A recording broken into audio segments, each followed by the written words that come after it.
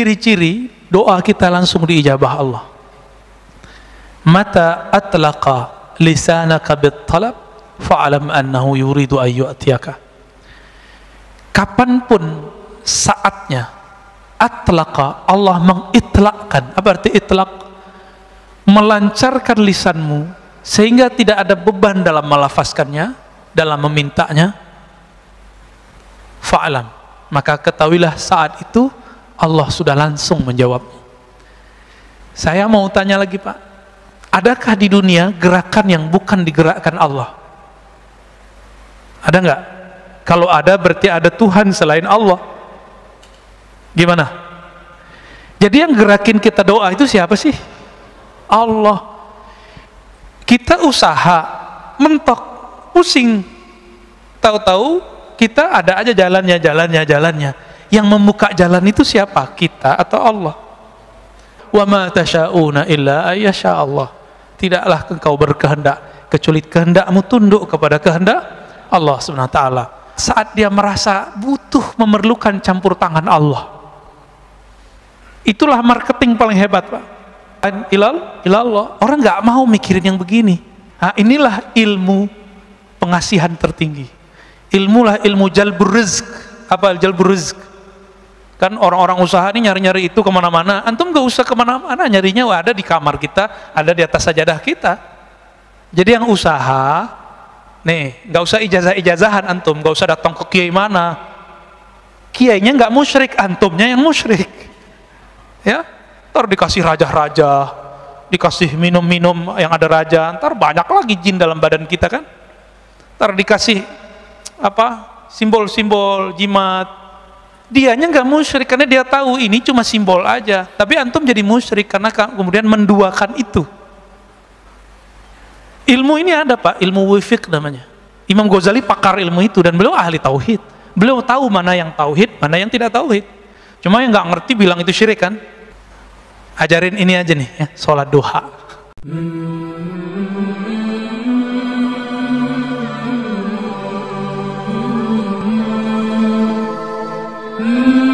Saya jadi faham kisah Nabi Musa itu. Oh berarti nabi-nabi, wali-wali dijemputnya terhormat. Kalau dia nggak izin pun nggak dicabut Pak. Nabi Musa karena beliau nggak izin, malaikat maut ngikutin time yang sudah ada di Lauh Mahfuz yang kita sebut takdir. Nabi Musa belum mau mati, ditahan dulu sama Allah. Sampai Nabi Musa mau beliau dicabut nyawanya. Hal itu terjadi juga pada Sayyidina Adam alaihissalam. Beliau lupa, itulah kelupaan pertama di alam semesta.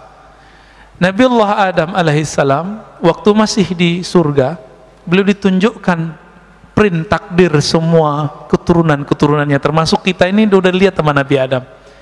Nabi Adam melihat semuanya, beliau tertarik dengan seorang keturunannya bernama Daud alias David ya.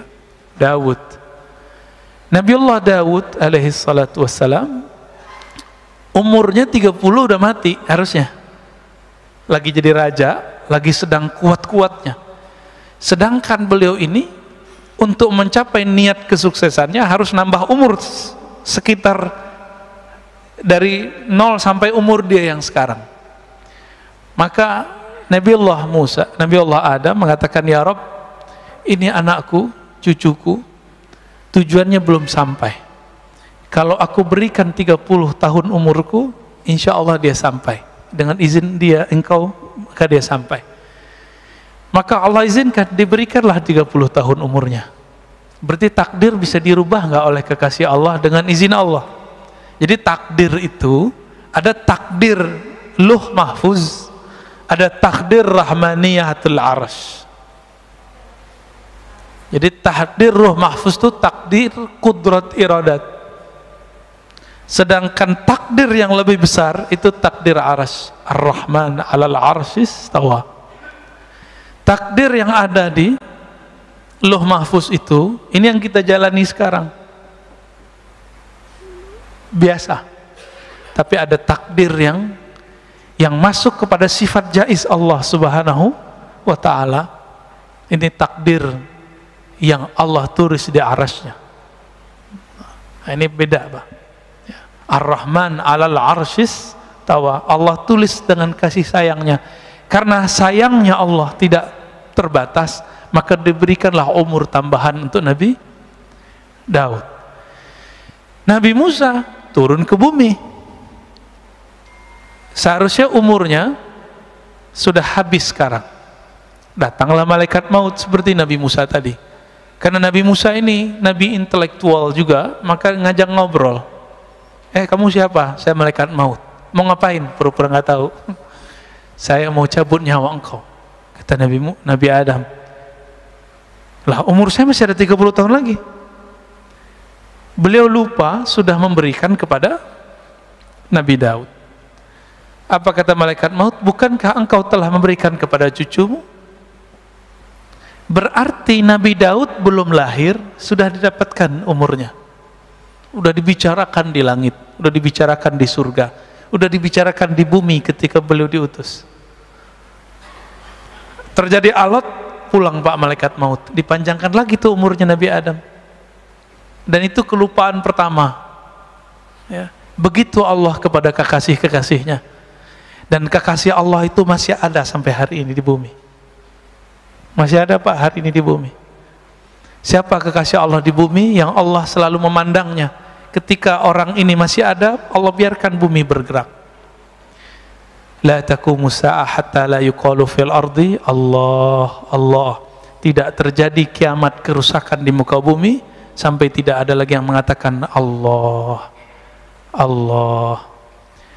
Jadi di Lombok lagi ramai, Pak. Teman-teman saya yang ahlu sunnah punya seorang tuan guru yang mengatakan ada seorang wali Allah kasih tugas jaga gunung gitu. Dianggap musyrik oleh seorang yang tidak mengerti bab ini. Enggak ada yang diurus, yang ngurusin si gunung itu malaikat. Iya, tapi malaikat itu ngurus karena ada yang lebih utama di situ, yaitu seorang waliullah. Apa dalilnya? Itu hadis Muslim yang saya bacakan barusan. Tidak terjadi kiamat sampai tidak ada yang membaca Allah, Allah. Berarti ada wali Allah di gunung itu yang membaca zikir Allah. Apa kata dia? Oh, itu maknanya bukan zikir Allah, Allah. Itu maknanya menghormati hukum Allah. Loh, itu namanya penjelasan hadis. Lafaz hadisnya nggak ngomong begitu kok. Kok giliran kayak gini pakai penjelasan pribadi? Ya, walaupun itu ada dijelaskan Imam Nawawi, tapi kan juga ada penjelasan Imam Sya'rani, Imam Abdul Hasan Syazili, bahwa itu zikir beneran Allah, Allah, Pak. Tidak terjadi kiamat sehingga tidak ada yang berkata Allah. Yang berkata itu manusia, bukan? Manusia. Berarti yang nahan bumi ini bertahan malaikat atau manusia? Yang jaga bumi ini tetap untuk bertahan lestari malaikat apa manusia? Itu maknanya. Itulah bab al-walayah al-kubra, kewalian besar. Mereka dititipi Allah untuk jaga bumi. Salah satu cara Allah mengenalkan dirinya kepada hamba, Allah buat suatu skenario, diciptakan satu makhluk lalu si hamba ketakutan. Dan itu ditulis dalam kitab Al-Hikam. Bismillahirrahmanirrahim. Wa bisanadina al-muttasil al-imam al-arif billah ibn Ata'illah Sakandari qadasallahu sirrahu qala mata awhashaka min khalqih fa'alam annahu yuridu an yaftaha laka babal uns bih. Mata awhashaka min khalqih, kapanpun, saat kapanpun dia membuat engkau takut karena makhluknya. Awhashaka, membuat kamu ketakutan, min khalqih, karena satu makhluknya. Setiap kali dia membuat kamu ketakutan, fa'alam, maka ketahuilah annahu yurid, bahwasannya dia sedang ingin yaftah babal uns, yaftah laka babal uns, membuka bagimu satu pintu ma'rifatullah bernama unsiyah. Apa arti unsiyah? Unsiyah artinya keintiman. Keintiman. Kadang-kadang orang takut karena pernah bermaksiat. Semua kita pernah maksiat nggak, Pak? Bener. Mas, semua kita nggak ada yang nggak bermaksiat, maka nggak usah sok suci. Pernah maksiat nggak? Pernah maksiat. Nggak maksiat mata, maksiat telinga. Nggak maksiat telinga, maksiat lisan. Nggak maksiat lisan, maksiat kalbu. Kalaupun kita nggak maksiat secara zahir, kita maksiat dalam batin. Oh, Ustadz, saya nggak pernah iri, oke. Saya nggak pernah sombong, oke. Tapi pernah lupa nggak kepada Allah? Semua kita pernah lupa kepada Allah. Itu dosa juga, Pak. Pernah merasa lebih pintar dari orang nggak?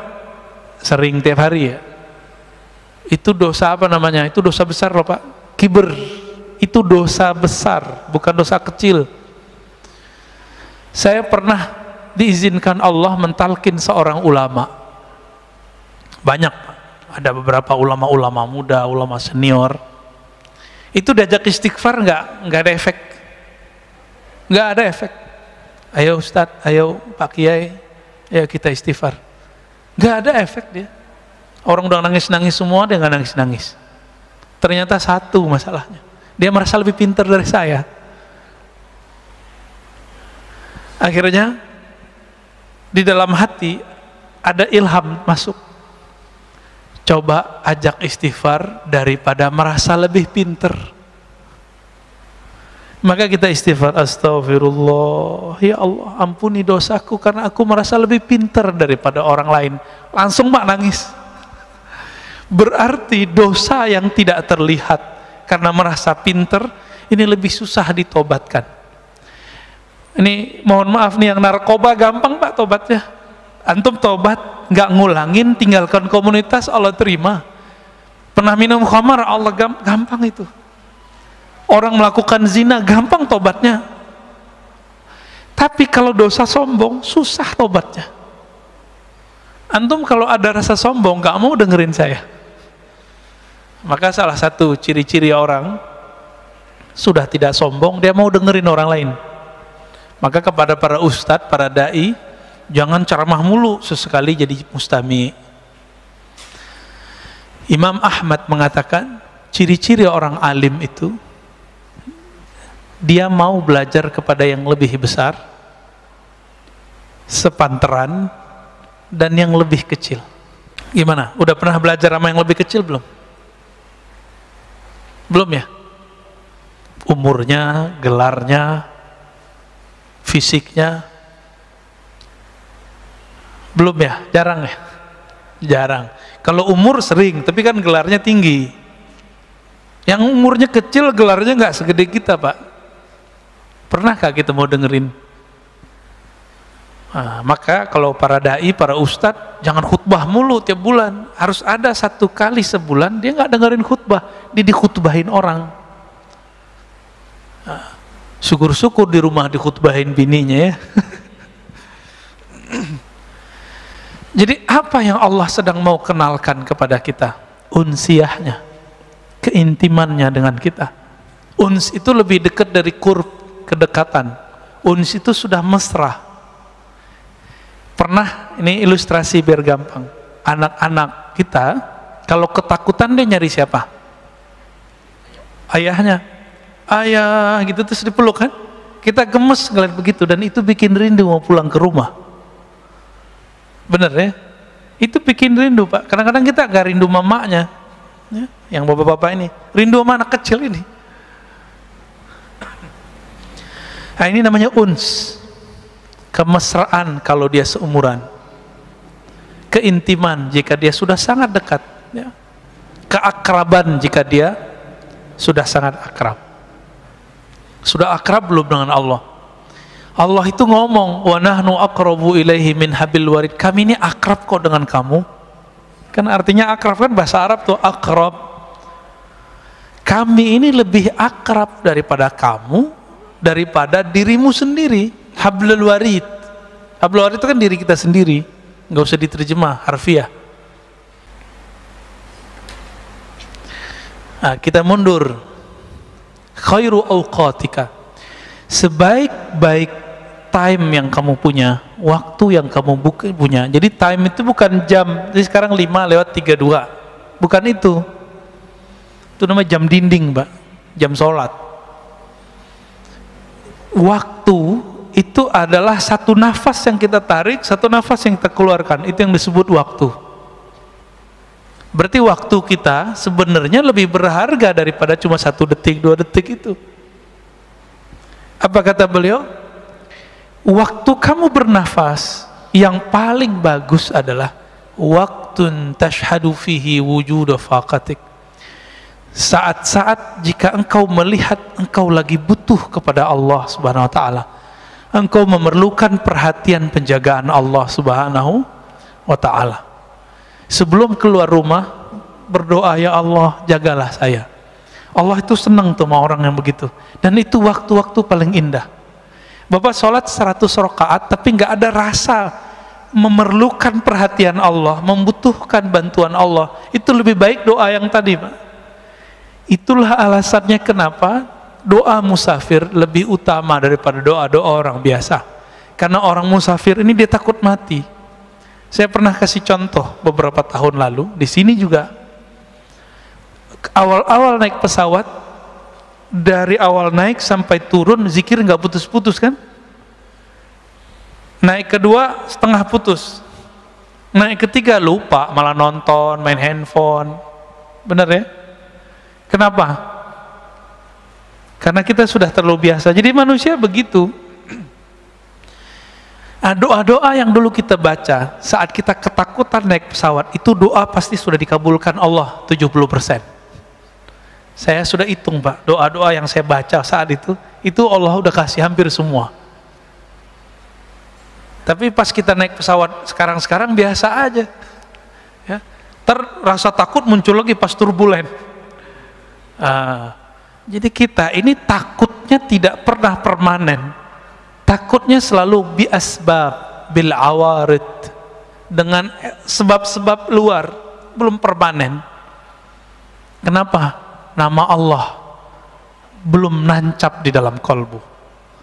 Jadi kita takutnya kepada Allah masih karena faktor-faktor dari luar, belum karena kenal kepada Allah. Orang ini belum disebut arif billah, belum disebut kenal kepada Allah, ya. Baru disebut takwa, dia takut kepada Allah.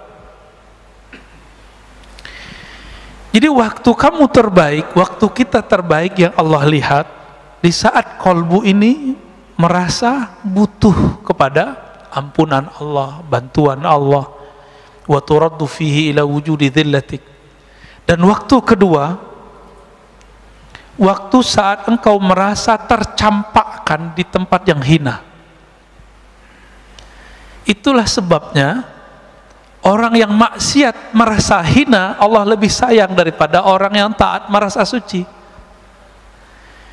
Jadi saya katakan, wahai diri yang pernah bermaksiat, jangan putus asa kepada Allah. Tapi jangan-jangan itulah saat Allah suka melihat kamu. Beberapa orang nggak pernah maksiat secara zahir, matanya lalu jaga, tangannya dijaga, semua dijaga. Kalau ngelihat ada orang berdua-dua, dia bilang, ih najis, setan, tengahnya ada setan. Kan hadis begitu. Kalau berdua, ketiganya setan, ya. Ada yang buka aurat dikit, ahli neraka. Jadi panitia neraka dia, Pak.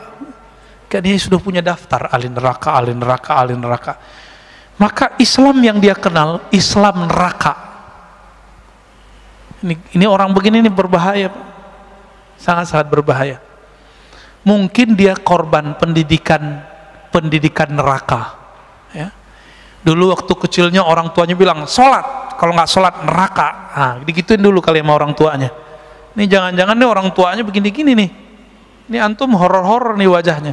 Kalau udah ngaji hikam nggak gitu lagi ngajar anak, ya. Ngajar anak bukan dengan ancaman, ngajar anak dengan pujian dan reward. Kasih dia harapan. Anak soleh bangun. Itu anak kecil lebih senang pada gituin. Anak soleh bangun. Anak papa bangun. Ahli sorga bangun. Gitu Pak. Cara bangunin anak itu dia cepat bangun. Tapi kalau kita bilang, kamu nggak sholat, neraka lo gitu ya. Itu anaknya bangun langsung pikiran dia. Anak-anak korban begini nanti jadi patian neraka, ya. Dia sendiri nggak tahu nasib dia gimana kan. Banyak nggak orang begitu hari ini? Banyak. Kita ini buta, ya. Betapa tidak buta. Setiap surat dalam Al-Quran, cari surat At-Taubah, semua memulai dengan Allah mengenalkan diri dan kata Rahman, Rahim, Rahman, Rahim. Emang nggak baca? Emang nggak dengar? Jangan-jangan kita kal himar yahmilu asfara, ya, seperti himar, ya, binatang himar. Apa terjemahan himar? Keledai, ya, yang dia memikul kitab-kitab, tapi dia nggak tahu apa yang dia pikul. Jangan-jangan begitu. Baca Quran, makanya, ini mohon maaf loh Pak ya, ini ngajinya agak beda. Saya itu nggak ngajak orang khataman Quran banyak-banyak seperti Imam Syafi'i. Kan kalau Imam Syafi'i baca Quran ngerti, maka beliau emang afdolnya baca Quran banyak-banyak. Selama 4 tahun di Mesir, beliau khatam 4.000 kali. Itu setahun 1.000. Coba bagi sebulan berapa kali tuh? Antum hitung sendiri ya. Capean ngitungnya. Ini dari kemarin, dari kecil sampai sekarang, kalau kita hitung itu khataman, kita nggak nyampe Pak. Kita didoktrin kurang sempurna. Doktrinnya sudah oke, tapi kurang sempurna. Habis baca Quran, belajar Quran, khataman, berhenti ngaji Quran. Seharusnya langsung masuk ke ngaji makna Quran. Dulu waktu saya masih MTSN, SMP, selesai khataman, saya belajar ke kampung di seberang. Jadi kita ada 20 menit ke sana. Saya ketemu seorang buya, seorang ulama, dia ngajarin terjemahan Quran. Setiap Rabu, malam Kamis kita belajar nerjemah. Karena keberkahan itulah saya bisa baca kitab sekarang. Ya. Padahal nggak nyantri seperti teman-teman pesantren ya. Saya nggak nyantrinya di surau aja, pindah surau gitu-gitu aja udah. Nggak pernah nyantri seperti teman-teman kecuali setelah kuliah. Pas kuliah baru saya masuk pesantren. Ya. Tapi teman-teman di pesantren karena korban pendidikan kurikulum neraka, ya, kurikulum ikop, dikit-dikit diikop, akhirnya udah nyantri 6-7 tahun gak bisa baca kitab karena sekolahnya tegang. Sekolah itu harus tenang, anak-anak terus cinta. Jadi ketika beberapa tahun setelah saya bisa baca kitab, teman-teman yang belajar kitab gak bisa baca kitab Pak dari pesantren. Nanya, enti kok bisa baca kitab, tipsnya apa? Jawaban saya cuma satu, cinta. Kamu sudah cinta belum dengan kitab yang kamu pelajari? Sudah cinta belum dengan guru yang ngajarin kamu? Jadi saya nggak pernah ngapalin Pak selama berapa tuh ya, 6 tahun itu bahasa Arab nggak ngapalin. Anak kelas 3 ya, mau mereka ujian, itu mereka datang mau murojaah kitab dengan saya. Padahal kita baru kelas 1 dan kelas 2. Apa rahasianya? Cuma cinta. Saya cukup ingat kitabnya, ingat guru yang saya sukai itu, bukan cinta fisik, cinta ilmunya. Itu langsung ingat semua terjemahannya, maknanya, lembaran-lembarannya. Maka kalau ingin mengajari anak supaya pinter, jangan diajari dengan ancaman. Ajari dia mencintai ilmu yang dia pelajari. Baik. Jadi kapan saat-saat yang paling Allah suka? Bukan saat kita puasa 1000 kali, puasa 1000 hari, sholat 1000 rakaat, enggak. Allah sangat suka kepada hamba 2 saat. Pertama, saat dia menyaksikan si hamba itu butuh kepada Allah. Berarti Allah ini sangat suka jika hamba itu bermanja-manja kepadanya. Apakah sudah bermanja-manja kepada Allah malam tadi? Belum ya? Kita merasa kita pinter ya, hebat, saya bisa lo tahajud. Orang begini Allah nggak suka lihat, Pak. Tapi ketika dia bangun, alhamdulillah ya Allah, Engkau bangunkan aku. Ketika sujud dia mengatakan, ya Allah, malam ini banyak orang yang tidak bisa sujud. Sekarang Engkau takdirkan, Engkau gerakkan kepalaku untuk sujud. Dibaca ayat, dia katakan, ya Allah, lidah ini banyak dosa, tapi Allah izinkan membaca namamu. Nama Allah berat nggak? Saya udah pernah nyebut ini, Pak. Nama Allah berat nggak? Kurang berat apa? Nama ini jika ada di bumi, satu orang jadi bumi nggak jadi kiamat.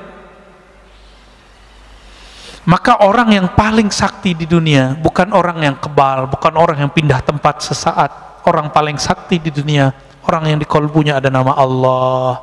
Allah itu. Lalu apa gelaran orang? Gelar orang yang merasakan dua hal ini, merasa butuh kepada Allah, memerlukan Allah, dan merasa hina di hadapan Allah. Apa sebutan orang ini? Sebutannya Abdullah, hamba Allah. Maka antum coba lihat, ini gelar Nabi loh ya. Jadi Nabi itu, ini sering dipahami terhadap tasawuf. Orang nuduh Imam Al-Hakim At-Tirmizi, ahli hadis yang sufi, Ibn Arabi yang sufi, mengatakan wali lebih tinggi dari kenabiannya. Karena setiap nabi itu pasti wali, setiap rasul pasti nabi. Kewalian itu inti dari seorang nabi. Ala inna awliya Allah la khaufun alaihim wa la hum yahzanun. Ketahuilah sungguhnya wali-wali Allah. Apa arti wali Allah? Kekasih. Maka kewalian itu artinya kekasih. Bab cintanya seorang wali itu lebih tinggi daripada bab nubuatnya, gitu maksudnya. Bukan berarti seorang wali yang bukan nabi lebih tinggi daripada seorang nabi. Itu keliru besar. Nggak ada begitu di kitab Fususul Hikam.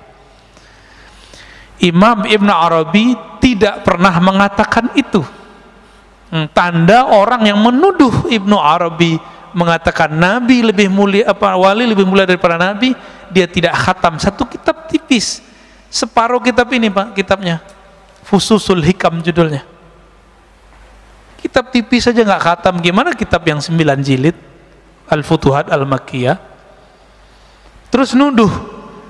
Jadi betapa banyak hari ini orang-orang yang sudah alim dan satu ilmu, tapi dia bodoh dalam ilmu lain, lalu dia tolak ilmu itu. Dan itu sudah ada sejak zaman dahulu. Maka kemarin kita ngaji dengan beberapa komunitas teman-teman kita, ngaji kitab judulnya Risalah Al-Laduniyah karya Al-Imam Hujjatul Islam Abu Hamid Al-Ghazali. Beliau menceritakan latar belakang menulis kitab Risalah Laduniyah itu. Apa kata beliau?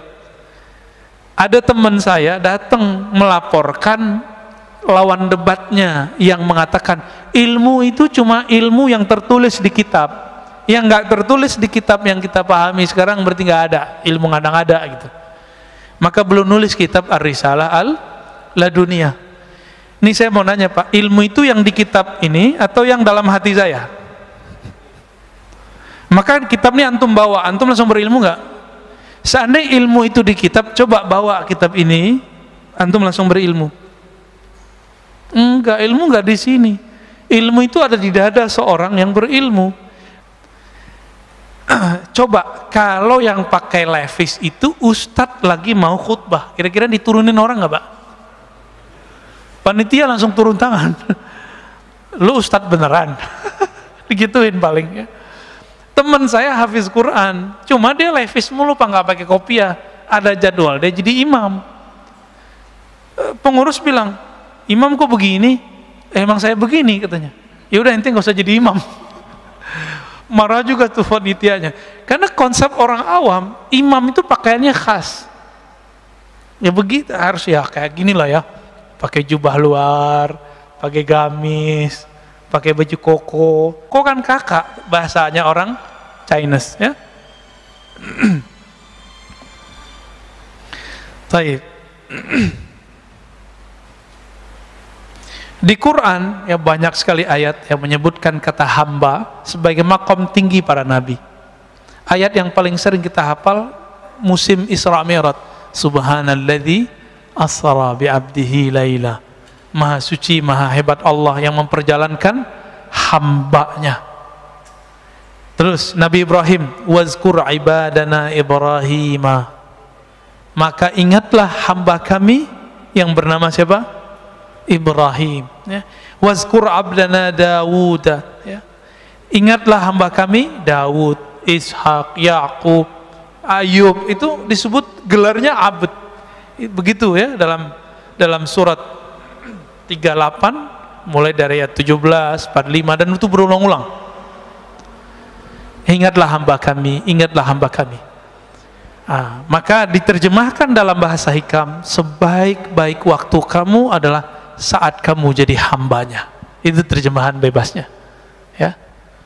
Ciri-ciri doa kita langsung diijabah Allah. Mata atlaqa lisanaka bit-talab fa'alam annahu yuridu an yu'tiyaka. Kapanpun saatnya atlaqa, Allah mengitlakkan. Apa arti itlak? Melancarkan lisanmu sehingga tidak ada beban dalam melafazkannya, dalam memintanya. Fa'alam, maka ketahuilah saat itu Allah sudah langsung menjawabmu.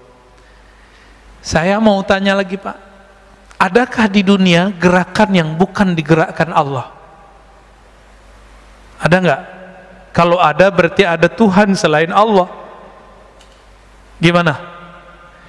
Jadi yang gerakin kita doa itu siapa sih? Allah. Kita usaha, mentok, pusing, tahu-tahu kita ada aja jalannya. Yang membuka jalan itu siapa? Kita atau Allah? Oh itu kan koneksi saya Ustadz. Kita sudah menuhankan diri sendiri. Hati-hati. Afara'aita man ittakhadha ilahahu hawa. Maka apakah engkau melihat orang yang menjadikan Tuhan dia, pujaan-pujaan dia, yang dia puja-puji itu dirinya sendiri. Jika orang alim dia merasa dirinya pinter, tuh lihat saya, jamaah saya banyak, gitu. Tuh lihat saya, ilmu saya banyak. Nah orang begini sudah menuhankan dirinya. Mau dia gelarnya mursyid, mau gelarnya doktor, LCMA, kiai 1000 kali, itu tetap di dalamnya iblis. Orang yang memuji-muji dirinya sendiri itu iblis Pak. Nauzubillah min dzalik. Kecuali dia memulangkan pujian itu kepada Allah Subhanahu wa taala. Yang berhak dipuji siapa? Allah, ya. Maka orang yang memuji dan memusuhi kita itu gerakan dari Allah. Marah gak Allah menggerakkan? Marah gak? Maka jangan terlalu senang dipuji orang, jangan sedih juga kalau dicaci maki orang, karena itu semuanya gerakan dari Allah. Wa ma tasyauna illa ayyasha Allah. Tidaklah engkau berkehendak kecuali kehendakmu tunduk kepada kehendak Allah Subhanahu wa taala. Ada seorang anak muda, belagunya bukan main ngomong kepada saya, ya. Kita ngaji hikam, dia seorang marketing. Dia bilang, Ustadz itu nggak ngerti ilmu marketing. Oh iya, terus gimana? Marketing itu kita harus campaign, iklan, bla bla bla bla, segala macam dia ngomong.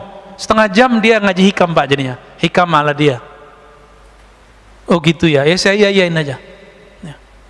Karena orangnya udah nggak bisa masuk, jadi udah defense. Ya. Sekali doang ikut kajian kita udah nggak mau ikut lagi.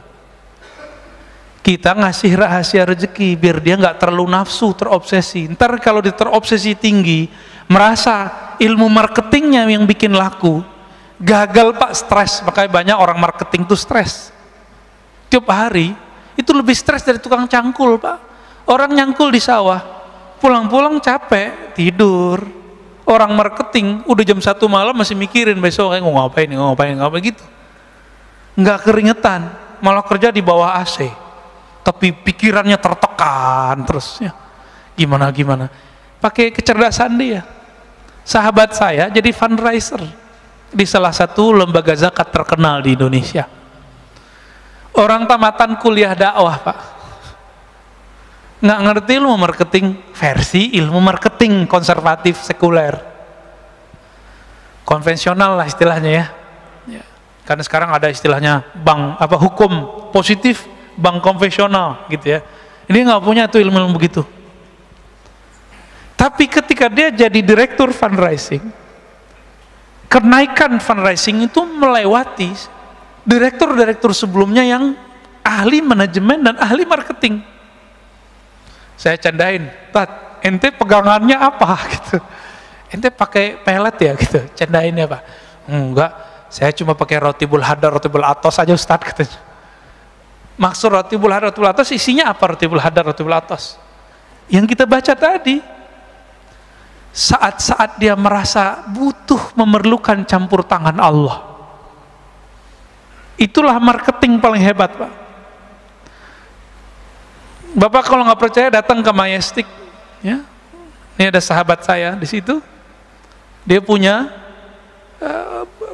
butik dan batik ya, terus punya food court. Saya tanya, kamu pakai online nggak? Jauh sebelum zaman online begini nih.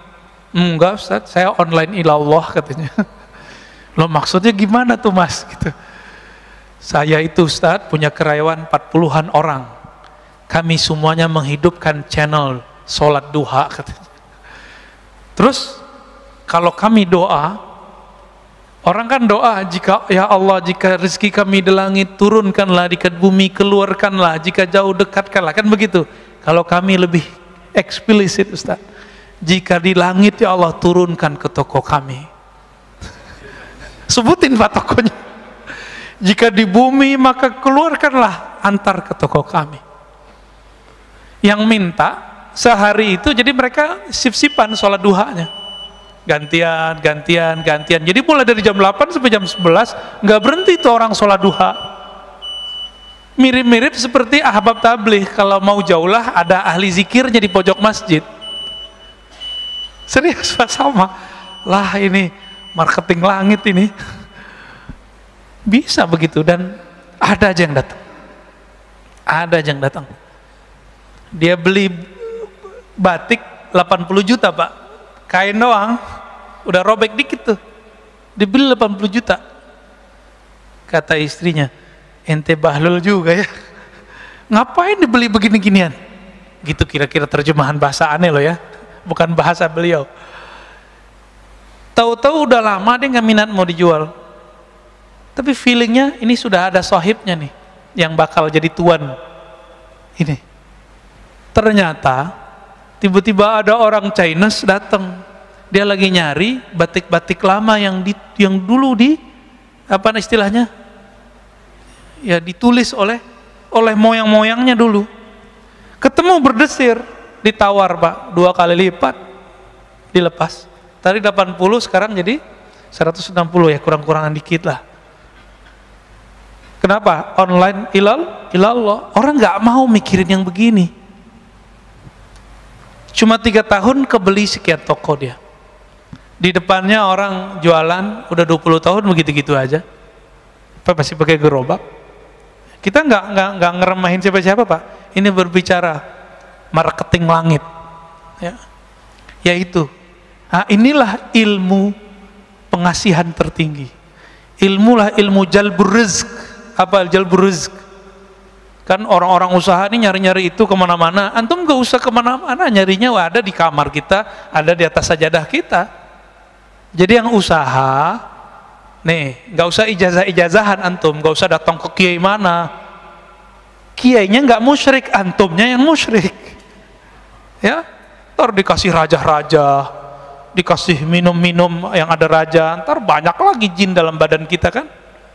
Ntar dikasih simbol-simbol jimat, dianya nggak musyrik karena dia tahu ini cuma simbol aja, tapi antum jadi musyrik karena kemudian menduakan itu. Ilmu ini ada Pak, ilmu wifiq namanya. Imam Ghazali pakar ilmu itu dan beliau ahli tauhid, beliau tahu mana yang tauhid, mana yang tidak tauhid. Cuma yang nggak ngerti bilang itu syirik kan, dia lupa Imamnya Ibnu Taimiyah, imamnya Ibnu Qayyim tuh ngerti ilmu ini. Dan Ibnu Qayyim membolehkannya dalam kitab Tibbun Nabawi, menganggapnya sebagai tib nabawi. Tapi dia hilangkan istilah wifiq. Jimat nggak ada istilahnya. Istilahnya diganti dengan kaf al-kitabah. Cari Tibbun Nabawi, antum kalau nggak percaya lihat di kitab itu. Sudah ada terjemahannya kan? Bab kitabah, tulisan, gitu judulnya. Malas baca sih ya, dari dulu aneh udah sampein soalnya. Jadi kadang-kadang kita makan dulu masih mahasiswa, makan, masuk warteg, masuk rumah makan fulan, masuk resto. Saya tuh nggak nyaman Pak kadang. Karena tiba-tiba saya mata itu liar aja ngeliat sudut mana, ternyata di situ ada raja. Ternyata di ujung mana ada jimat. Nah itu bikin nggak nyaman tuh makan di situ. Ya. Maka teman-teman praktisi hikmah pun tolong ajari kliennya, muridnya, santrinya tauhid, baru diajarin itu wifiq. Kalau nggak usah deh, ntar jadi musyrik ntar ya. Ajarin ini aja nih ya, sholat duha ya, sholat duha. Saya punya guru ini terakhir ya, sebelum tanya jawab. Ada tanya jawab Pak Mirwan? Ada ya. Guru saya dari remaja umur belasan tahun nggak pernah ninggalin duha Pak. Itu kalau pagi-pagi beliau beli telur atau beli makanan untuk anak-anaknya,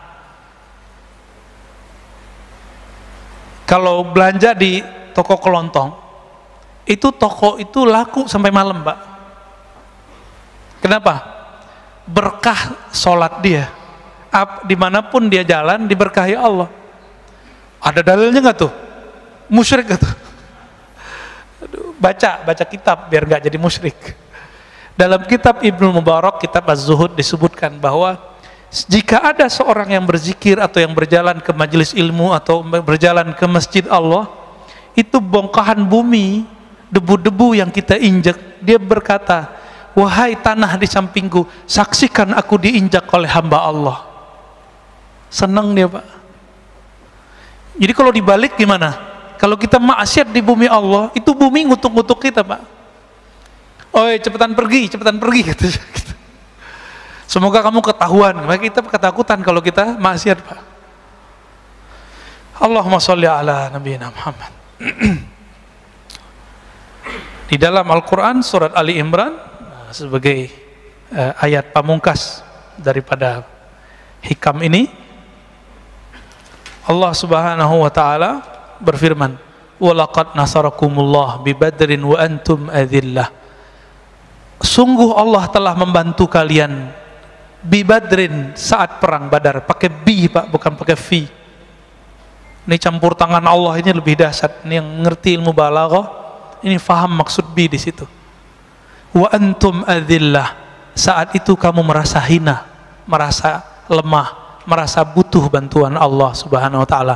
Maka jika berdoa, berdoalah dengan rasa hina. Jika berzikir, berzikirlah dengan merasa rendah diri kepada Allah Subhanahu wa taala.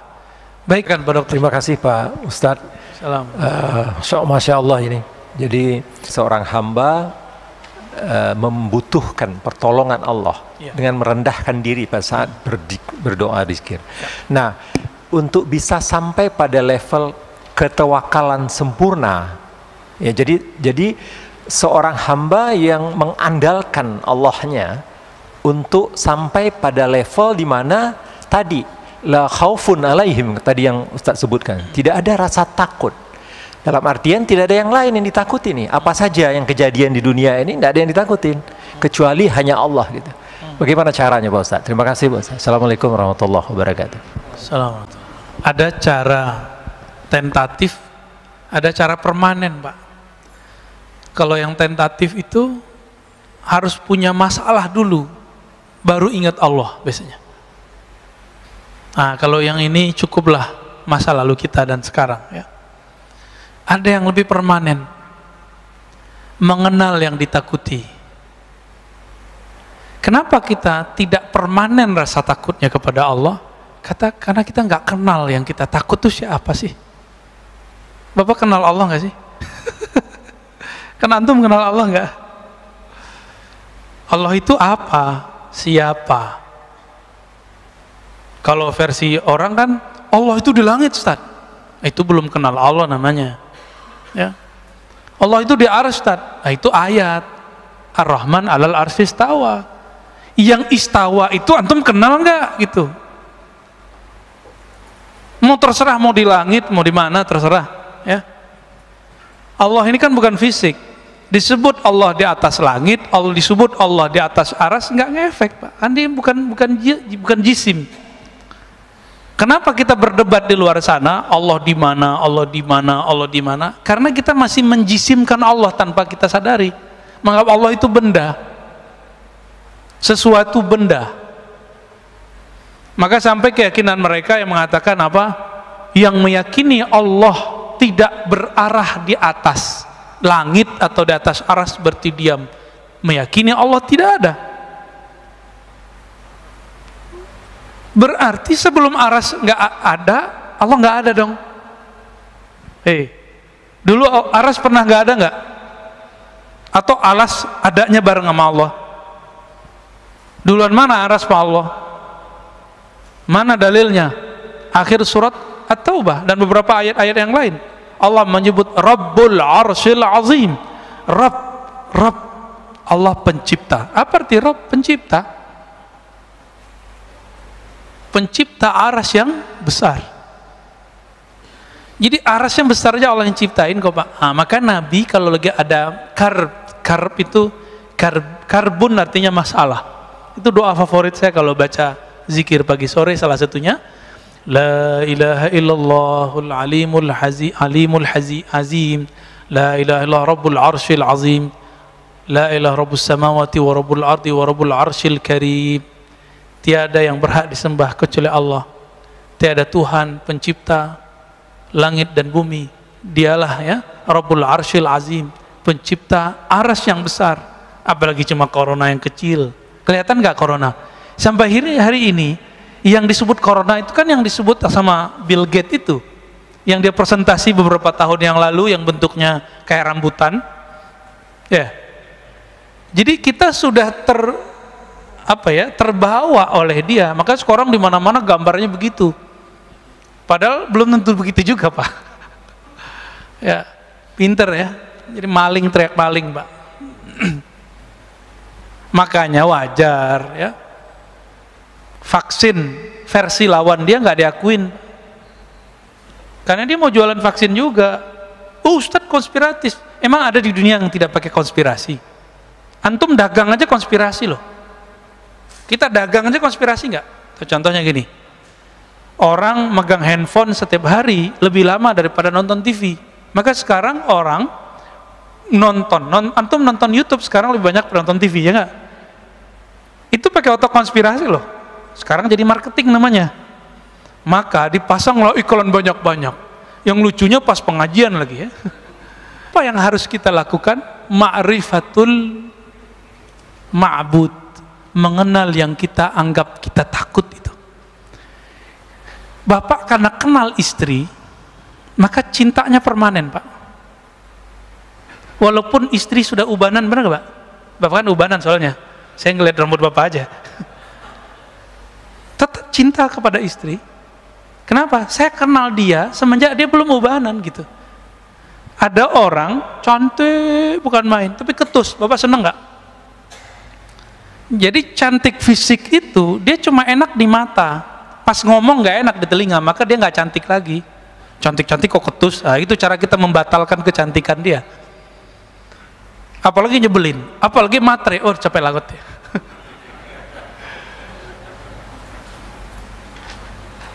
Nggak ada semua orang semuanya matre ya. Matre itu kan hubbul mal, hubbud dunia, cinta dunia. Oke, ada lagi? Ya, silakan Pak, di belakang.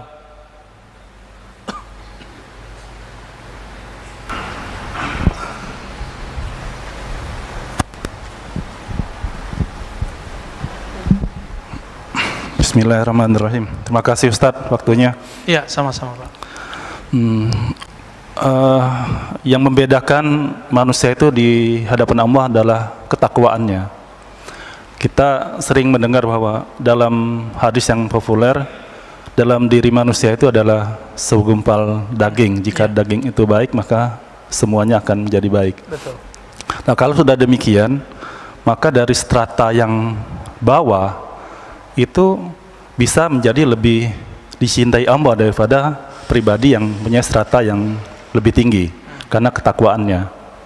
Nah, bagaimana cara kita mengintegrasi amal, ilmu, dan iman supaya kita menjadi kepribadian yang dicintai oleh dan diutamakan oleh Allah Subhanahu wa taala. Dan apa yang menyebabkan daripada ketiga integrasi ini yang mudah sekali copot, mudah sekali luntur, mudah sekali kalah dalam kita mencapai keridhaan Allah Subhanahu wa taala. Terima kasih. Wassalamualaikum warahmatullahi wabarakatuh. Assalamualaikum warahmatullahi wabarakatuh. Gak pakai teori Pak, pakai yang praktis aja ya. Masih ingat kisah orang yang suka baca kulhu? Dalam Sahih Bukhari, Kitab Tauhid, bagian akhir kitab, jilid terakhir. Kitab saya masih kitab kuning jadul, nggak ada nomornya ya. Kitab Tauhid, Darul Fikr yang lama. Di situ disebutkan bahwa ada seseorang pemimpin perang, setiap kali mimpin sholat, selesai satu ayat dia tutup dengan kulhu. Bahkan beberapa rakaat itu cuma kulhu, kul wallahu ahad, Allahus samad, sampai akhir. Akhirnya bikin yang di belakang bertanya-tanya, emang gak ada ayat lain? Kira-kira gitu ya. Kenapa sih ini orang bacanya ayatnya itu aja, Al-Ikhlas mulu. Pulang ke Madinah, sahabat-sahabat yang jadi makmum ini melaporkan apa yang dia lihat, padahal Nabi gak pernah menyuruh begitu. Ini artinya apa? Sahabat-sahabat itu menciptakan torikot-torikot ritual untuk dirinya. Ini dalil bahwa boleh seorang alim meramu dari dalil-dalil yang ada suatu amalan yang kemudian dia disiplinkan dan dia ajarkan kepada orang, disebut thariqah. Ini dalilnya. Apa kata Nabi? Coba tanya si fulan itu, kamu gak usah tuduh dia, tanya dia kenapa dia buat begitu. Jadi kita kalau ngikutin sunnah Nabi ini, kita nggak boleh ngejek orang ngamalin apa aja, Bang, nggak boleh ngejek. Kita konfirmasi, tabayun namanya. Kenapa sih kamu ngamalin ini? Sama orang yasinan kita tanya, kenapa kamu baca yasin? Ya. Sama orang ziarah kubur jangan langsung bilang dia syirik, khurafat. Kita tanya, apa yang kamu baca saat ziarah kubur? Baru bilang syirik atau nggak syirik. Maka sahabat ini nanya, datang, wahai panglima kami, jenderal kami, kenapa engkau suka membaca kulhu di setiap gerakan sholatmu, setiap rakaatmu? Apa jawaban beliau? Karena di dalamnya ada sifatur rahman, sifat-sifat Allah yang maha pengasih penyayang, aku suka membacanya. Lalu dibawa lagi kabar jawaban itu ke Nabi. Nabi kemudian mengatakan, sampaikan kepadanya. Nabi padahal secara wahyu sudah tahu, tapi konfirmasi itu wajib. Maka mursyid-mursyid, ahli-ahli firasat, kita nggak boleh berhukum dengan kasyaf. Kita bolehnya berhukum kalau sudah konfirmasi. Nggak boleh berhukum Pak dengan ilham, nggak boleh. Dia harus berhukum dengan hasil konfirmasi. Walaupun antum sakti mandraguna, ya, nanti banyak salah. Tak kayak zaman pilpres kemarin lagi, ya. Ya. Banyak kan ilham-ilham muncul, tapi salah terjemah semua. Ilhamnya benar, terjemahannya salah. Ya. Apa kata Nabi? Sampaikan kepadanya, sesungguhnya Allah yang Maha Rahman mencintainya. Jadi supaya Bapak mulia di sisi Allah, maka rutinkan baca kulhu, Pak. Bapak sudah pensiun, Pak, ya? Sudah belum? Belum. Ya udah, musim libur Sabtu Minggu dan WFH, jangan kurang baca kulhu setiap sholat. Itu salah satu amalan Rasul sallallahu alaihi wasallam. Dalam hadis ini jarang diketahui orang. Nabi itu habis sholat nggak hanya subhanallah 33, alhamdulillah 33. Nabi itu setelah sholat kadang-kadang beliau menambahkan kulhu, kul a'udzu birabbil nas. Kalau bisa 11 Pak habis sholat. Ini hari Sabtu nih ya, hari Sabtu. bisa nggak ngamalin ba'da sholat 5 waktu 11? Ustadz, angkanya dari mana? Udah ikutin aja ya. 11 itu menunjukkan banyak, diulang-ulang nggak? Seperti sahabat itu ngulang-ulang, kita ulang kisah itu kembali. Ini thariqat, namanya thariqat al-ikhlas. Sanadnya langsung ke Imam Bukhari. Imam Bukhari langsung ke sahabat Nabi dan langsung di ACC Rasulullah. Ketahuilah wahai sahabat, engkau dicintai oleh Allah. Itulah pengangkatan kewalian. Jadi teman-teman, wali itu diangkat, itulah wisuda kewalian. Jadi bukan wisuda-wisuda yang seperti antum bayangkan itu pengangkatannya begitu. Jadi sahabat-sahabat itu diangkat sama Allah, diangkat Rasulullah. Tinggi itu Pak makomnya. Tinggi nggak tuh makomnya? Tinggi. Bisa nggak diulang? Bisa. Karena setiap ulama itu akan mewarisi ilmunya. Semoga kita pewaris ilmu thariqat al-ikhlas. Cobain Pak. Kalau mau ngamalin juga nggak apa-apa. Ya. Kalau saya suka baca al-ikhlas. Ya. Kalau dulu masih remaja, tapi remaja saya udah nikah Pak. Saya ngamalinnya semalam 1000-an. Ya. 1000 kita ngamalin hampir tiap malam. Nah, sekarang karena sok sibuk,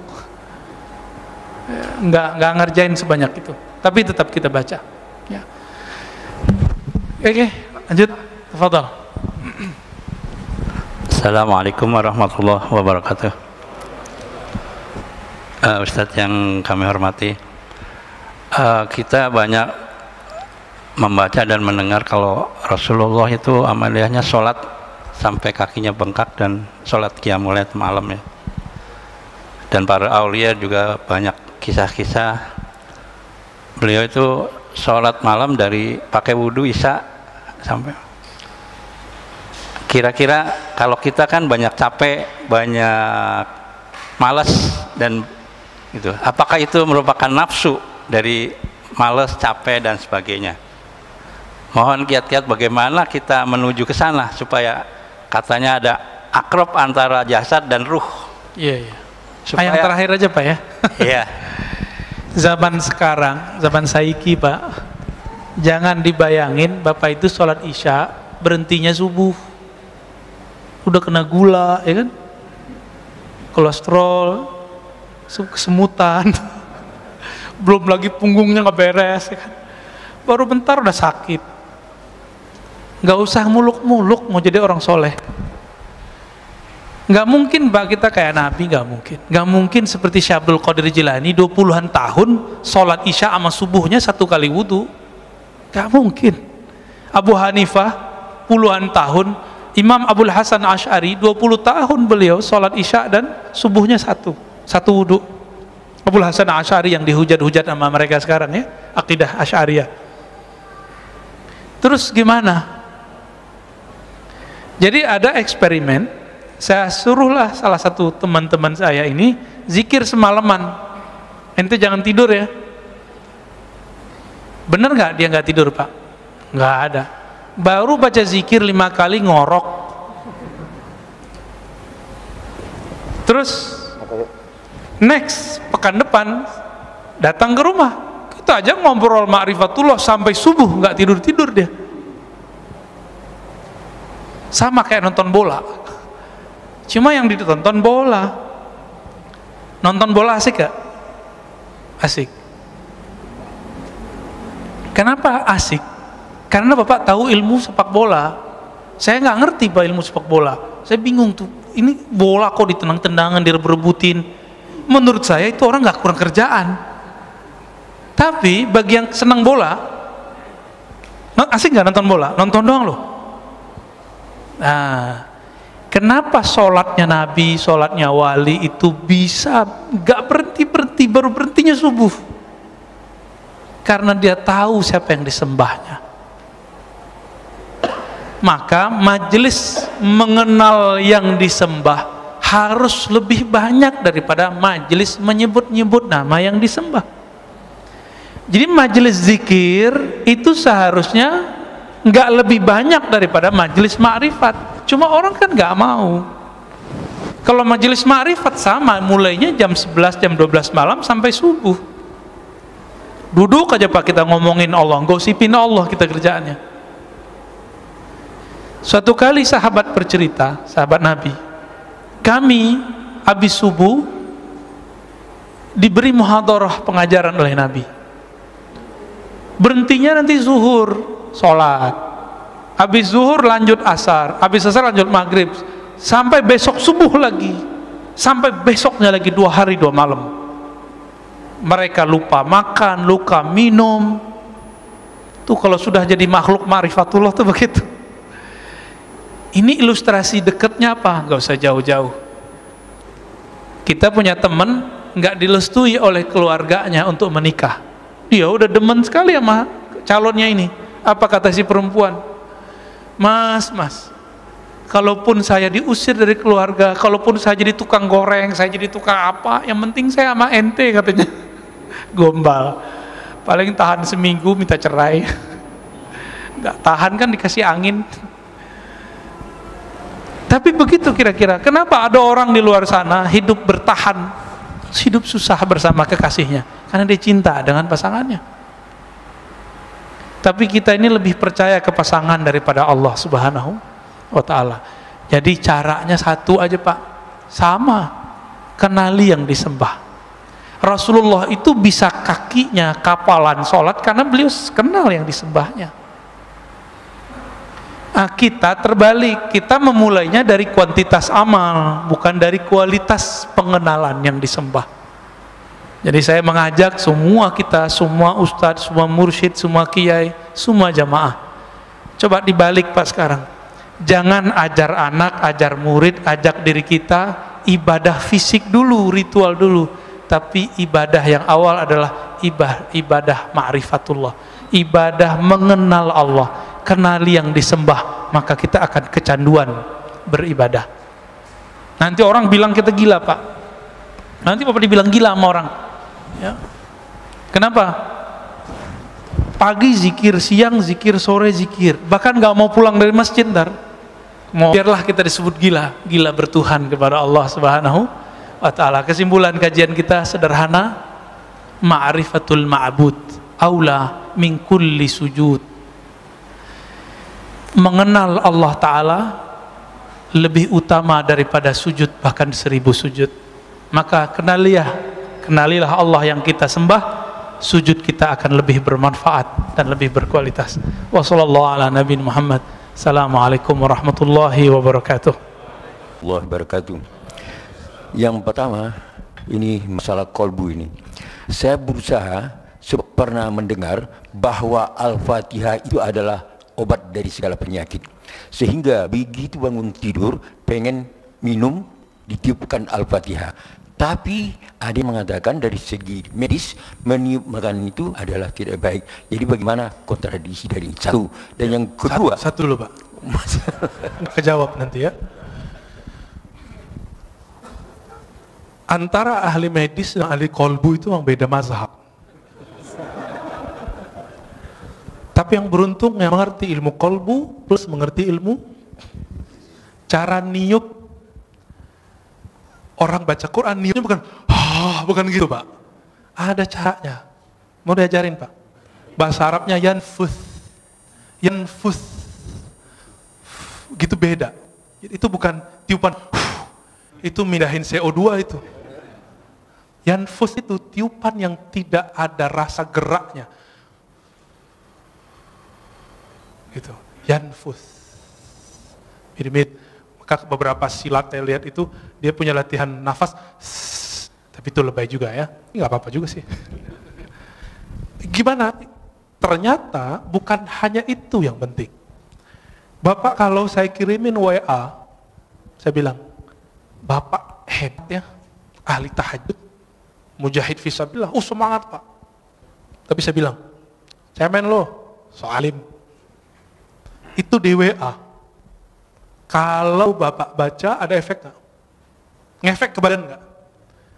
Waktu pengurus diteror waktu 2 tahun lalu, atau 3 tahun lalu, karena mencoba menetralisir kajian, itu WA bikin rusuh itu Pak, bikin gundah. Benar nggak? Kalimat-kalimat itu punya energi kalau dibaca. Apalagi kalau dilafazkan, apalagi kalau dihembuskan. Kenapa? Karena energi-energi yang ada di situ dia bisa tersimpan. Coba lihat flash disk.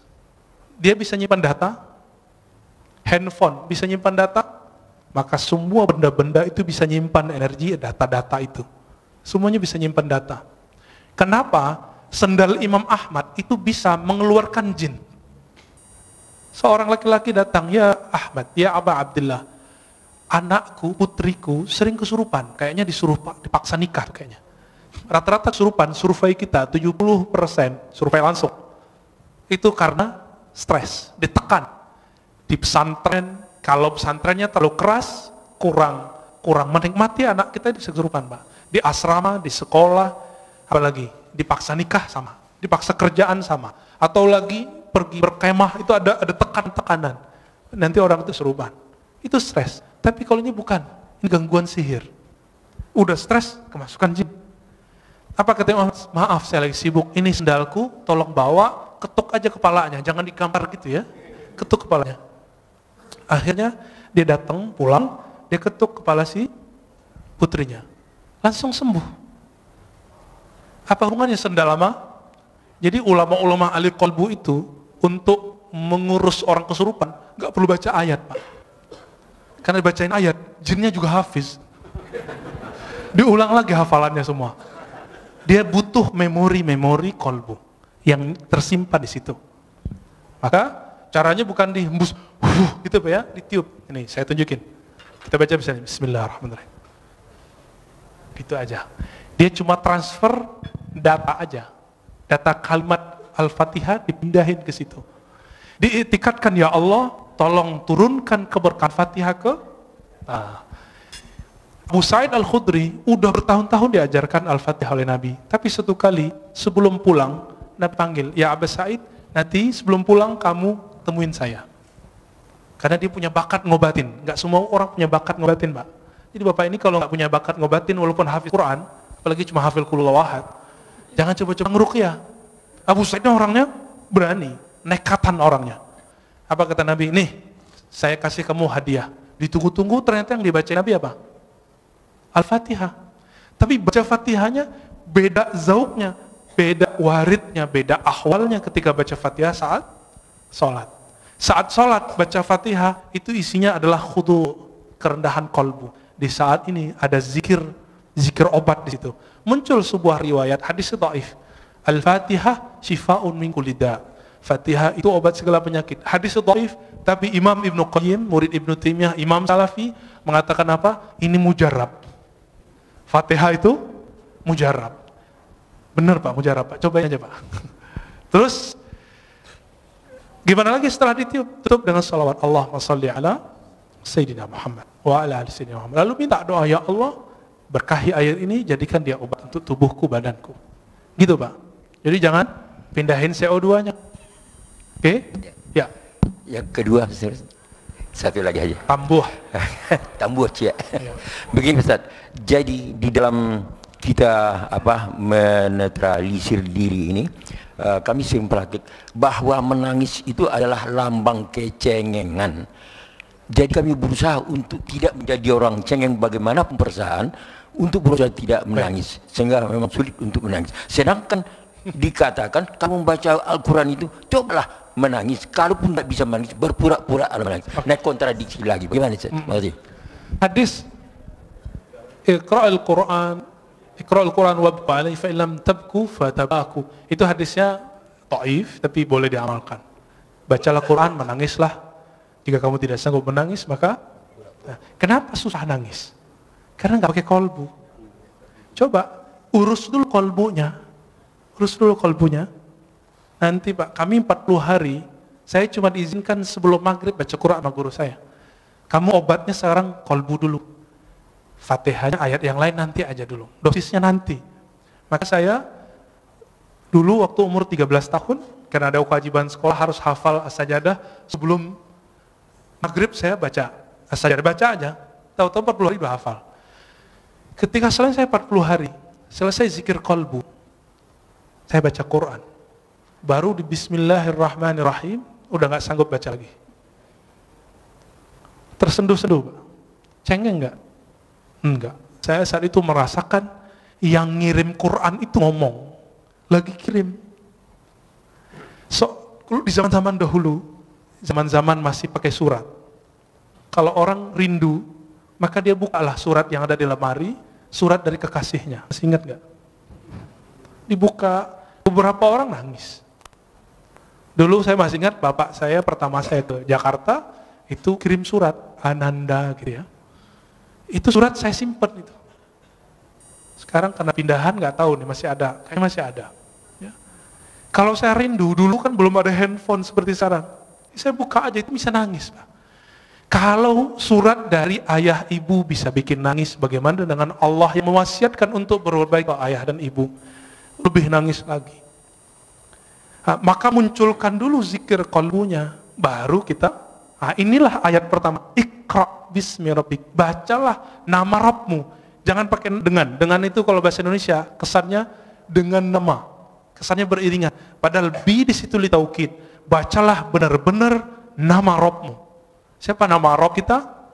Allah, itu zikirnya. Allah. Terus semakin kuat menabung nama Allah itu, karena Allah itu besar, maka akan muncul tangis. Tangis itu enggak cengeng, Pak. Tangis itu satu tetesnya mampu memadamkan api neraka. Cengeng enggak?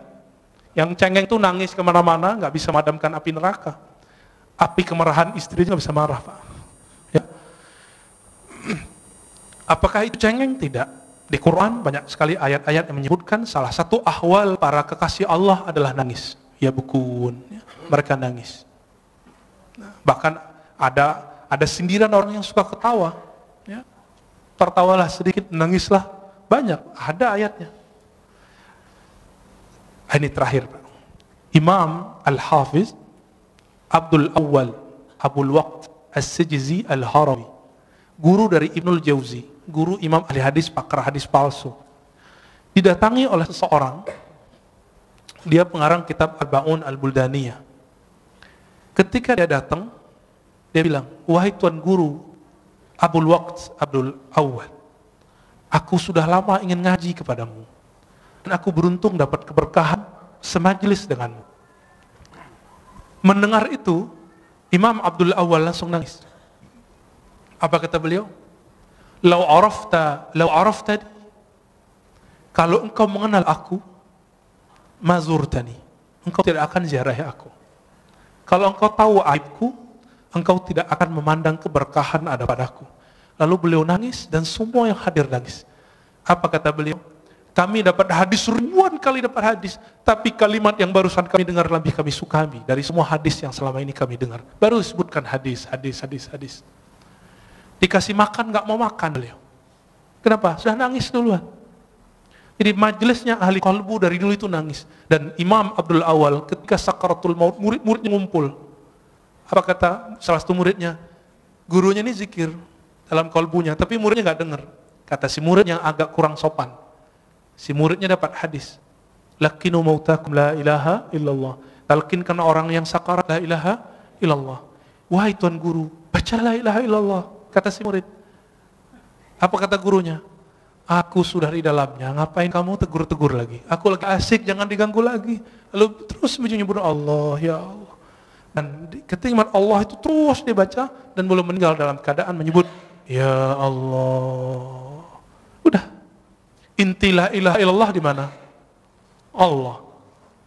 Kalau enggak ada kalimat Allah, ada enggak la ilaha illallah? Nah, inilah talqin pertama yang saya dapat dari guru saya, Syekh Muhammad Nuruddin, yang tadi saya cerita di awal.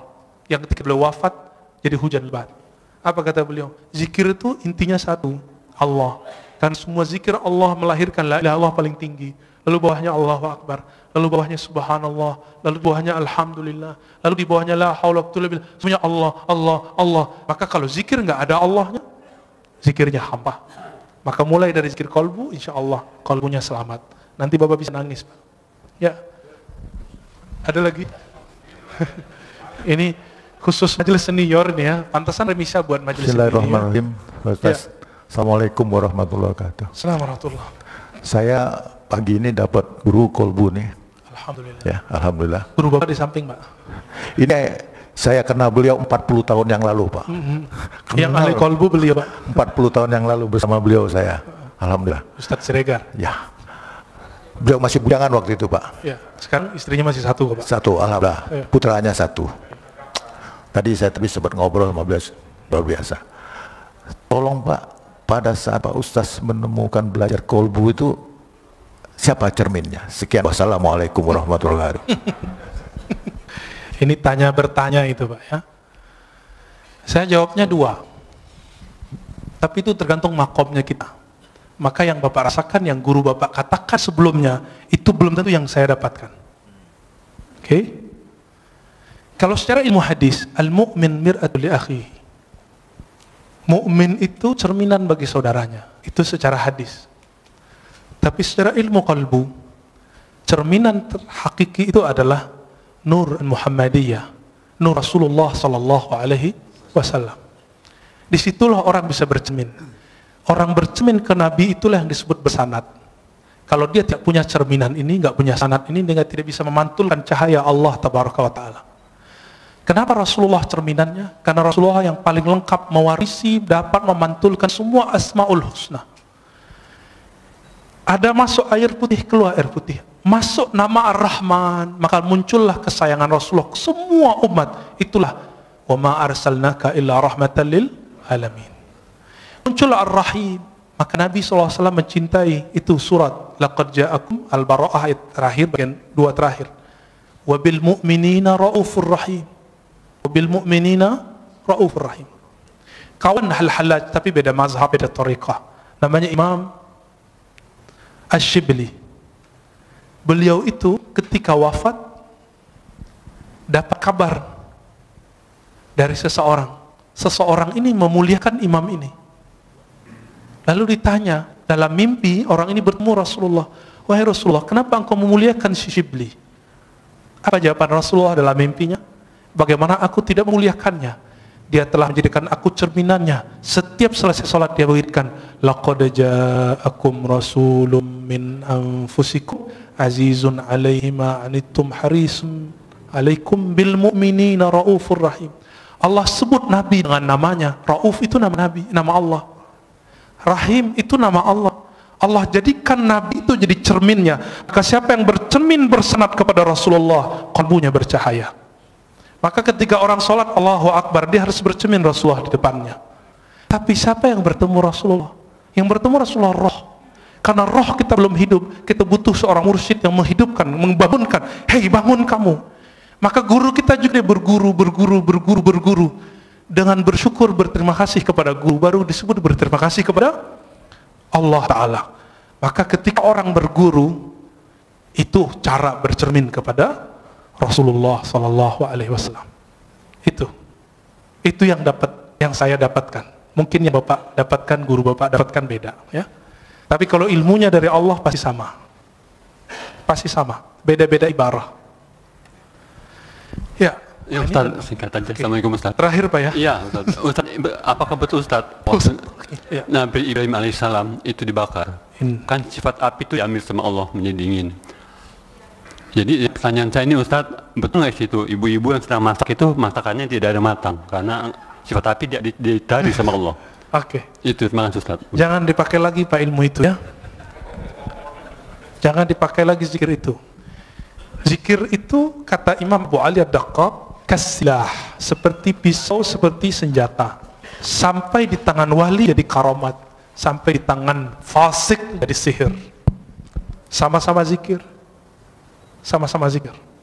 Sampai dia orang nakal jadi pelet. Sampai dia orang tamak, maka waqiahnya bukan untuk ketemu Allah. Waqiahnya supaya ngumpulin harta.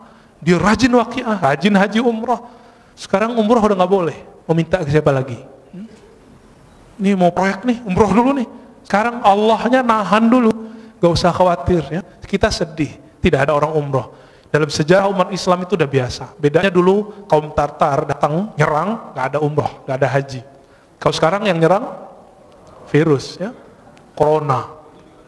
Dulu ada ta'ud namanya. Dan jadi ini bukan kejadian pertama dan ini bukan pertanda kiamat sebentar lagi tahun ini sudah keluar dajjal, bukan. Ya, itu hoax itu. Kalau ya dari dulu dong keluar dajjalnya. Majelis kita jangan dirusak oleh hadis-hadis palsu. Salah satu hadis palsu yang berkembang hari ini adalah kalau Ramadan hari Jumat maka terjadi dentuman 15 Ramadan, muncullah dukhan, nanti kekacauan di Arab. Arab itu udah kacau udah lama. Setelah Nabi wafat, para sahabat Khulafaur Rasyidin meninggal. Itu Arab sampai hari ini kacau. Gak berhenti, Bapak baca sejarah. Saya hobi baca buku-buku sejarah. Kitab Al-Bidayah wa Nihayah Ibnu Katsir 14 jilid kita khatamkan karena kita tahu kapan saja ada konflik. Ibnu Khaldun, ya, Rihlah Ibnu Battuta, Tarikhul Islam Ibnu Zahabi sama menyebutkan tahun yang sama, gak beda. Jadi nggak usah khawatir, insya Allah nanti Allah angkat, ya Allah marfa'ana. Maka doa kunut sekarang hampir wajib. Namanya kunut subuh plus nazilah. Ya, kalau bisa ditambahkan kepada imam, tolong kasih tahu, Allah fa'idfa'annal bala wal waba. Ya Allah tolak bala dan wabah dari kami, wabah virus.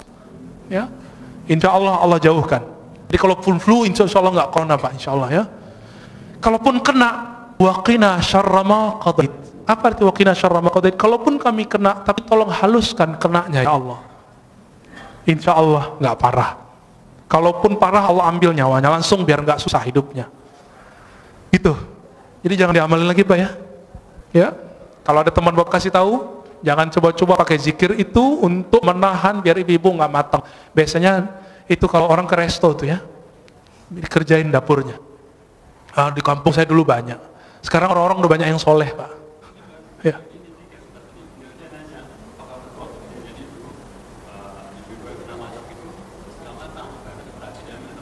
Oh enggak, itu mah ngakal-ngakalin aja ya. Yang pasti di situ muncul kaidah Ahlussunnah. Apa kaidah dalam akidah Ahlussunnah?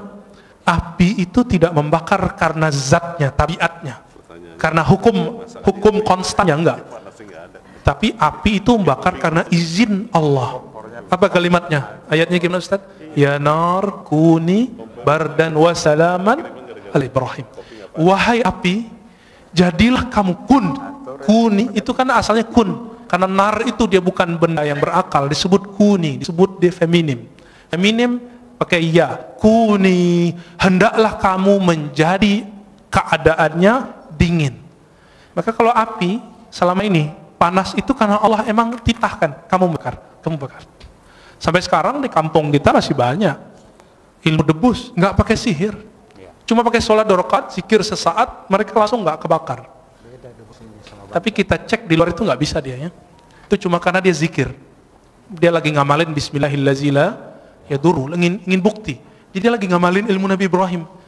Ya Allah, saya pengen bukti kalau benar ayat ini, benar hadis ini, kalau siapa yang bersama Allah tidak ada yang menyakitinya, buktikan aku ambil api, jangan bakar diriku. Betul. Dan saya punya guru itu. Coba alhamdulillah ibu saya dulu larang. Almarhumah ibu saya mengatakan, kamu mau jadi apa? Gak usah belajar itu. Lalu ketemu guru kami yang lain, Maulana Kasril namanya, mau jadi emosional atau jadi penyabar? Saya jawab, ya penyabar lah. Kalau mau jadi penyabar, hindari ilmu-ilmu kebatinan, meskipun boleh secara hukum syariat. Maka saya nggak belajar ilmu-ilmu aneh Pak. Ini belajarnya ilmu silat lidah aja. Ya, jadi tidak benar semua api saat itu cuma satu api, tidak semua api. Ya, siapa juga yang masak saat itu? Ya, ya itu khayalan orang lagi mentafsir. Terakhir Pak Mirwan. Assalamualaikum warahmatullahi wabarakatuh. Assalamualaikum. Tadi Ustaz katakan Sayyidina Umar ya, minta kepada Bilal supaya azan mengingatkan kita kepada Rasulullah. Sallallahu alaihi wasallam. Kebetulan tadi juga imam kita Hasanuddin Sinaga jadi imam. Sinaga apa Siregar? Sinaga. Sinaga, sorry. Kita rindu suara beliau ini. Karena tahun 97 dulu beliau ini imam di sini. Alhamdulillah. Makanya kita rindu. Ini siapa yang bawa ini? Bang Adek tadi ya. Kalau bisa sering-sering bawa Bang Adek. Alhamdulillah. Yang kedua mengenai Tunggu dulu. Alhamdulillah lupa. Ya. Tadi apa ya? Mengenai suluk tasawuf di kampung saya itu banyak Ustaz. Oh ya. Cuma kami dulu sebagai pemuda menganggap ini ilmu Apa ini? apa ini pelajarin ini. Nah, setelah di Jakarta, ternyata Pak Ustadz memberikan yang sebenarnya, ya bagaimana ilmu itu dilakukan.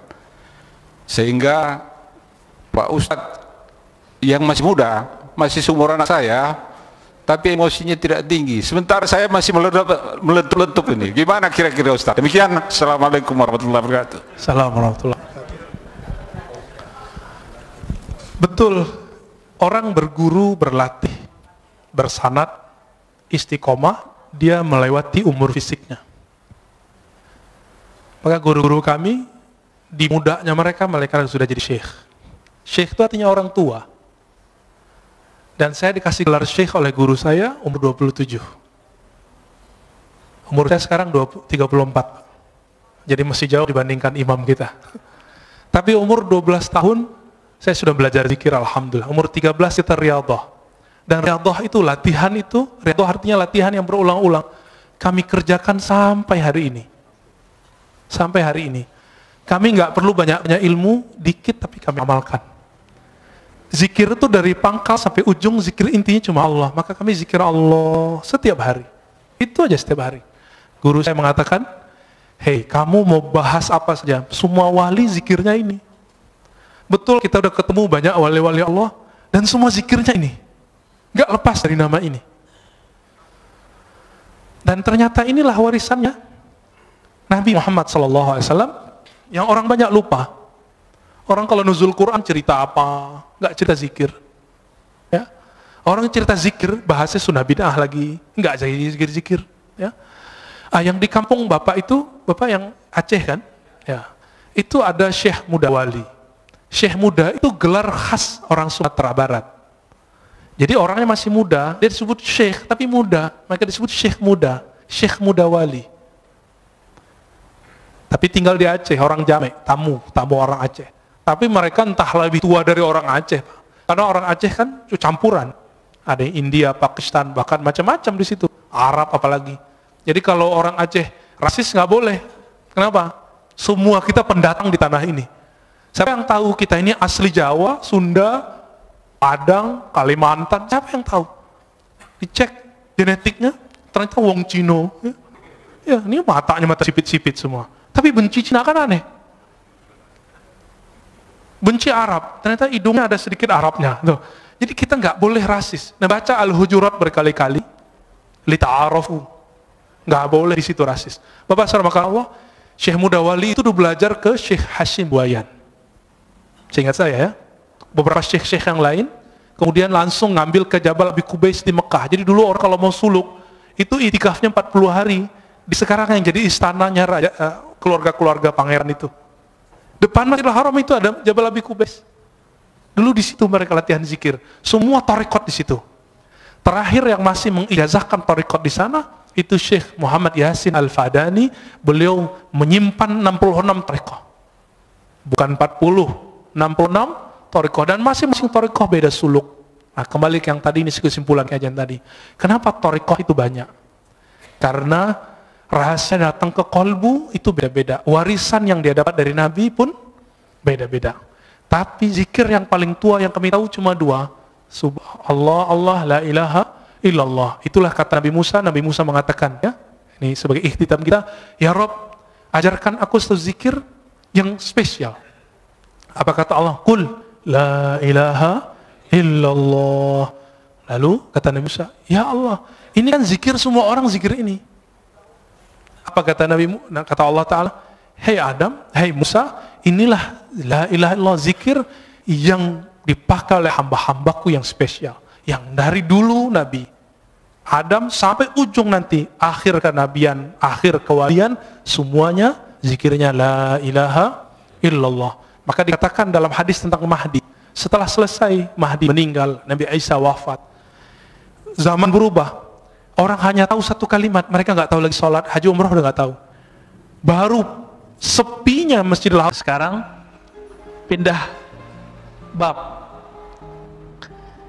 Ketika terjadi sakaratul maut, orang meninggal, Jadi hadis ini sangat relevan sekali dengan zaman kita, masa-masa virus. Tidaklah aku taraddud, secara harfiah taraddud itu ragu, tapi pada hakikatnya Allah kan maha suci dari keraguan. Ini Allah ingin lagi memberikan empati kepada kita, maka perasaan kita dipinjam istilahnya oleh Allah. Tidaklah aku ragu. Ngapain ragu? Ketika hendak menggenggam, mencabut nyawa hambaku, seperti ragunya aku mencabut nyawa hambaku yang mukmin. Jadi Allah mengizinin malaikat maut untuk cabut nyawa, tapi Allah sendiri kemudian bolak-balik, Pak. Maka si malaikat ini bolak-balik, ketika datang dilihat, ya Rob, ini hambamu kekasihmu, di kalbunya ada namamu, aku tidak berani menyentuhnya. Balik lagi ke Allah. Kata Allah, yaudah tanya dia kapan dia mau meninggal. Ada yang begitu, Pak. Itu Nabi Adam. Nabi Adam itu sudah dipindahkan 30 tahun umurnya untuk Sayyidina Daud. Ketika sudah dipindahkan, Nabi Adam pertama kali lupa. Datang malaikat maut dalam rupa seseorang. Ditanya, ente siapa? Kata Nabi Adam, saya malaikat maut mau mencabut namamu, mencabut ruhmu. Apa kata Nabi Adam? Loh, jatah saya masih 30 tahun lagi. Buka buku lagi tuh malaikat maut. Wahai Adam, dulu engkau telah berjanji memberikan 30 tahun umurmu untuk cucumu, yaitu Daud. Jadi ada, Pak, misah mindah-mindahin nyawa itu ada. Sampai sekarang ada itu. Ya, tapi bukan kita orangnya ya. Dia levelnya, kalau sekarang ada nabi nggak? Nggak ada. Maka levelnya sekarang apa? Pewaris nabi. Apakah semua pewaris? Enggak. Hanya pewaris-pewaris yang sempurna, yang bisa mengerjakan itu. Bisa dia ngerjain, Pak. Nabi Muhammad salah satunya. Bahkan sebenarnya Nabi Adam, karena keberkahan Nabi Muhammad, maka beliau bisa begitu. Tidak hanya itu, matahari mau terbenam itu ditahan oleh Nabi Shallallahu Alaihi Wasallam. Sayyidina Ali radhiyallahu taala anhu hendak mau sholat. Sholat apa tuh? Sholat asar. Matahari sudah mau terbenam. Mengadu kepada Rasulullah, ya Rasulullah, saya belum sholat asar. Apa kata Rasulullah? Ya Syams, wahai matahari, tahan. Ditahan, Pak. Itu namanya hak jaiz. Maka Nabi punya 4 sifat wajib, 4 sifat mustahil, 1 yang jaiz. Jaiz itu jarang dibahas orang. Apa artinya jaiz? Hak unlimited yang Allah berikan kepada Nabi berupa syafaat di akhirat, mukjizat di dunia. Syafaat di akhirat, mukjizat di dunia. Ada nggak hari ini yang bisa manggil pohon? Nggak ada kan? Itu karena Nabi punya hak jaiz, bisa manggil pohon. Ya nakh ta'ali, wahai pohon kurma, kemarilah engkau. Itu karena Nabi diberikan hak jaiz. Haknya jaiz Nabi unlimited. Beliau mau, sebenarnya beliau nggak mau wafat bisa, Pak, tapi beliau memilih kembali kepada Allah Subhanahu wa ta'ala. Taib. Sama ini. Allah Ta'ala itu menyaksikan malaikat mautnya bolak-balik. Sebagaimana Nabi Adam menyaksikan malaikat bolak-balik, ragu juga itu malaikat. Akhirnya datang lagi kepada Allah. Apa kata Allah? Hei malaikat maut, suka-suka Adam, kembalikan saja. Dia maunya berapa lagi? Kembali ke Nabi Adam maunya seperti sebelum diberikan ke cucunya Nabi Daud. 30 tahunnya masih dia jalani lagi. Wallahu ta'ala alam, ya.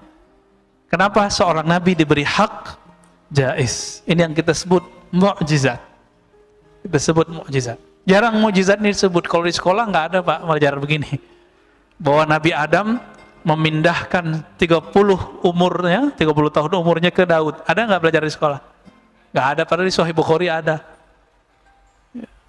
Guru-guru agama kita nggak ngupdate, soalnya nggak ngaji Sahih Bukhari.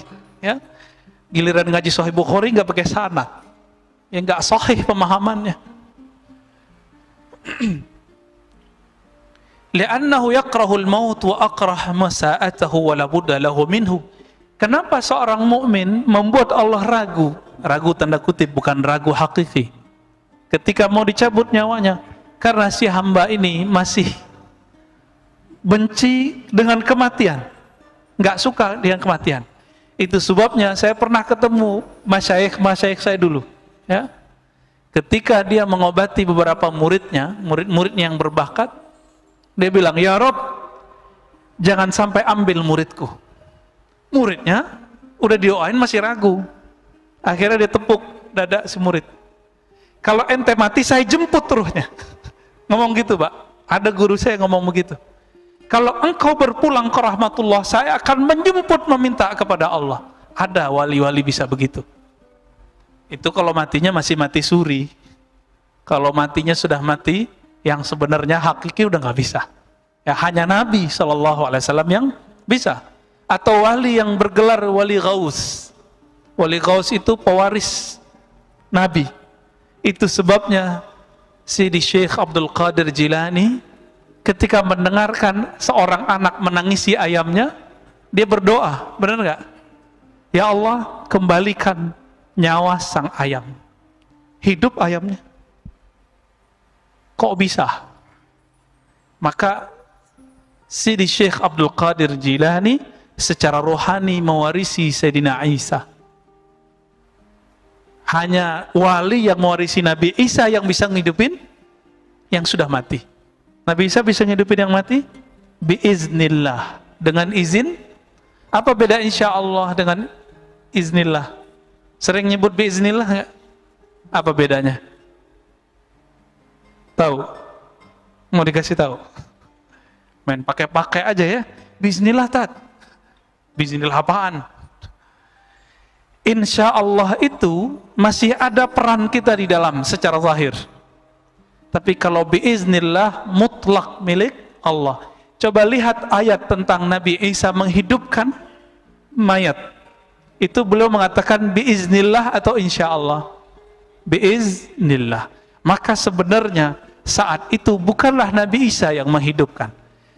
Seorang wali di hadis Imam Bukhari, tapi bukan riwayat yang ini redaksinya beda.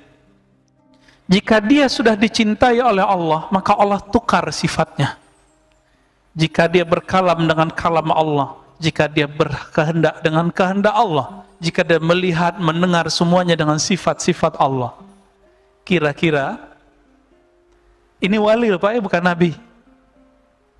Saat Sayyidina Syekh Abdul Qadir Jilani menghidupkan, meniupkan, itu yang meniupkan saat itu siapa? Allah. Karena sifatnya Syekh Abdul Qadir Jilani sudah tiada. Yang berdiri saat itu hanyalah sifat Allah Subhanahu wa ta'ala. Jadi kalau mau faham karomah, di situ pemahamannya. Kalau tidak begitu, maka namanya bukan karomah. Bisa jadi sihir, bisa jadi yang lain-lain, ya. Walaupun semuanya biiznillah, semua dengan izin Allah. Sihir itu terjadi karena izin Allah. Kok bisa dukun bersihir? Karena dukun diajarkan syaitan dan jin asma. Jadi ternyata jin itu masih punya asma. Apa arti asma? Bukan penyakit asma. Asma jamak dari isim, artinya nama. Iblis itu dulu namanya Azazil. Azazil ini dulu beribadah dengan menyebut beberapa nama Allah dan berdoa dengan nama itu. Maka Allah panjangkan umurnya. Itu karena dia berdoa dengan nama Allah Subhanahu wa ta'ala. Kalau nama itu dipakai oleh si dukun, maka akan terjadi apa yang terjadi pada mbahnya dukun. Siapa? Azazil. Jadi jangan heran. Orang sihir, pelet, apalagi teluh, apalagi namanya santet, ya. Nauzubillah, semoga kita jauh dari semua itu. Kita pun nggak punya ilmu apa-apa Pak, ya. Kita hanya tahu Allah Maha Tahu. Kita hanya yakin Allah Maha melindungi. Kita serahkan saja itu kepada Allah Subhanahu wa taala. Imam Al-Qushairi menjelaskan, wali itu secara harfiah bisa berarti fa'il, bisa berarti maf'ul. Fa'il yaitu orang yang sibuk beribadat secara aktif. Itu wali. Bisa berarti maf'ul, pasif. Orang yang sifat-sifatnya sudah diganti oleh Allah Subhanahu wa ta'ala. Saya kalau nerjemahin wali, itu yang kedua, itu yang saya maksud. Seperti yang dimaksud oleh Imam Al-Qushairi. Inilah yang disebut wali khas, wali yang khusus. Adapun yang pertama, yang sibuk ibadah kepada Allah, disebut dengan wali am, wali yang umum.